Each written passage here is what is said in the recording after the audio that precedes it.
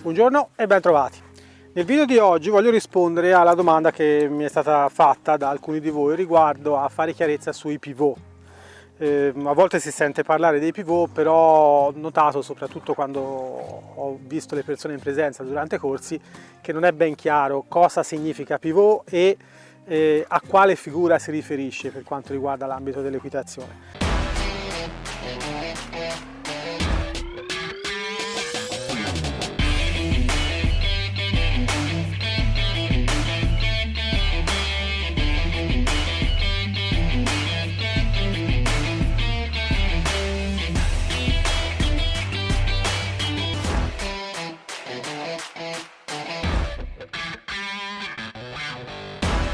Allora, il pivot da solo diciamo la dice poco, nel senso che il significato della parola pivot da solo applicata all'equitazione gli manca un pezzo per capire di che figura si sta parlando.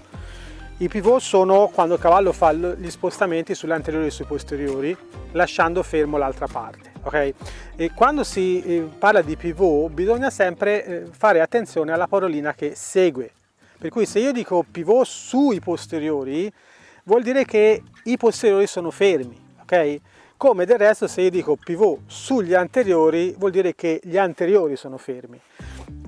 In poche parole, per chi viene un pochino dalla monta western, i pivot sui posteriori sono gli spin, ok? Perché il posteriore sta fermo e davanti si muove il cavallo. Allora, come ho già detto in altri ambiti, il cavallo quando è fermo ha un bilanciamento del peso più o meno del 60-65 davanti e il resto dietro, e quando io voglio spostare il cavallo sugli anteriori e sui posteriori devo abbinarlo a un comando ben preciso. Nella zona 3, che è questa qua dove ci va la sella, abbiamo una suddivisione di zone, no? Per cui abbiamo la zona B, che è più o meno qui dove è il sottopancia, poi abbiamo la zona C, che è questa qui dove cade la gamba, poi la zona D, che è quella dove c'è nella monta western, dove diciamo c'è il sottopancia posteriore, ma insomma per farvi capire che è un pochino dietro, e la zona E che è ancora più indietro.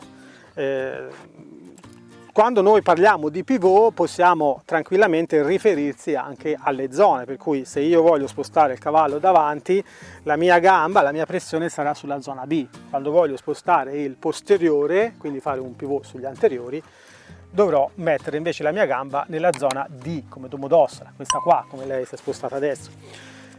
Tanto per farvi capire un po', ve lo faccio vedere. Come faccio io a simulare questa cosa prima di salire, per vedere se il cavallo ha chiaro questo concetto, no?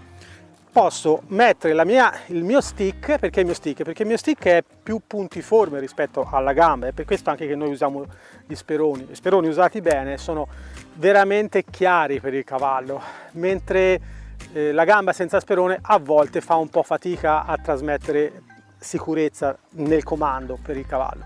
Infatti ci sono dei casi dove i cavalli si confondono spesso, metti l'isperone, sono precisissimi e sono super sereni perché sanno di fare la cosa giusta al momento giusto. Ovviamente lo sperone va saputo usare. Se volete aiutarvi un po' a trasmettere questa cosa al vostro cavallo e un po' anche abituarlo, no? Un pochino allo sperone, potete usare la punta dello stick o della mano. Tanto per farvi capire, se io adesso voglio fare, mettiamo un pochino nel mezzo perché gli ostacoli che sono vicino al cavallo gli danno fastidio e potrebbe magari non partire subito con il comando giusto. Allora, io voglio fare un pivot sugli anteriori, quindi gli anteriori dovranno stare il più fermi possibile, i posteriori dovranno invece muoversi. Cosa faccio? Io metto lo stick nella zona D, ok? Quindi qua dietro, più o meno qua. Appoggio e vedo se il cavallo comincia a ruotare su se stesso. Brava bimba, ancora, dobbiamo fare un giro completo, ancora, brava, ancora. Avete visto? Ha staccato il piede all'ultimo momento, qua c'è dove ha ruotato quasi sempre con il piede anteriore, ok? Sì, hai ragione, devo pagare la tassa. Siamo messi d'accordo prima, firmato l'assegno. Allora, quindi adesso io ho fatto un pivot sugli anteriori, perché il cavallo davanti è stato pressoché fermo, tant'è che lo dimostrava, no? La buchetta che aveva fatto in terra, e si è mosso sui posteriori. Ora voglio fare il contrario, voglio fare un pivot sui posteriori, quindi i posteriori staranno fermi, come si diceva prima. Com'è che faccio? Per simulare la stessa cosa, metterò lo stick in posizione B. Quindi, mi aiuta anche con la mano davanti. Se lui va avanti, se lei va avanti, mi aiuta un po'. Quindi, fase 1, 2 e vado avanti. Quindi, a questo punto, no, lei si è fraintesa. Bravissima, quello è. Bravo. Ancora. Brava. Ancora. Va indietro, non va bene. Eccola là. Ancora. Dai. Ancora. Eccoli là, 3 passaggi di seguito, bravissima. Quindi in questo caso io ho fatto un pivot sui posteriori, no? Perché girava l'anteriore e il posteriore stava fermo. Come mai è più difficile? Perché si diceva prima, il cavallo nella parte frontale ha più peso che nella parte di dietro, quindi per il cavallo è più difficile spostare l'anteriore rispetto che spostare il posteriore e fare perno sull'anteriore. È normale che soprattutto su un cavallo come lei, che ancora non è finita, c'ha ancora tanta strada da fare, è normale che trovi più difficoltà. La stessa difficoltà che trova da terra poi la trova anche da sella.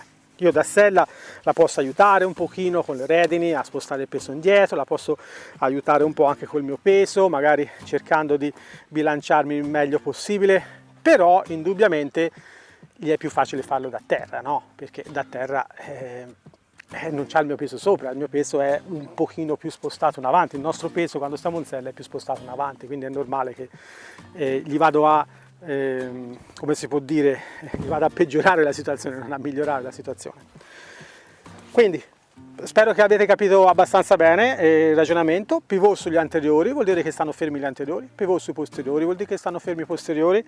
Posso simulare la cosa usando tranquillamente lo stick da terra come ho fatto io in questo momento.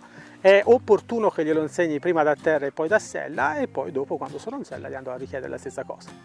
Se vi è piaciuto questo argomento fatemelo sapere, se avete già fatto qualcosa con i vostri cavalli o se avete trovato difficoltà particolari scrivetemelo nei commenti, mettete un like se vi è piaciuto il video così poi lo venga a sapere, cioè lo vedo subito perché YouTube ve lo dice immediatamente, e noi ci vediamo nel prossimo video. Wish I could say I was finally over you, but that's not the truth. Everyone always keep falling in love again. The fuck's wrong with them? I don't understand. Maybe it will pass by, someone save me. For I pass out, I'm too lonely to be done. I'm a drink at this place.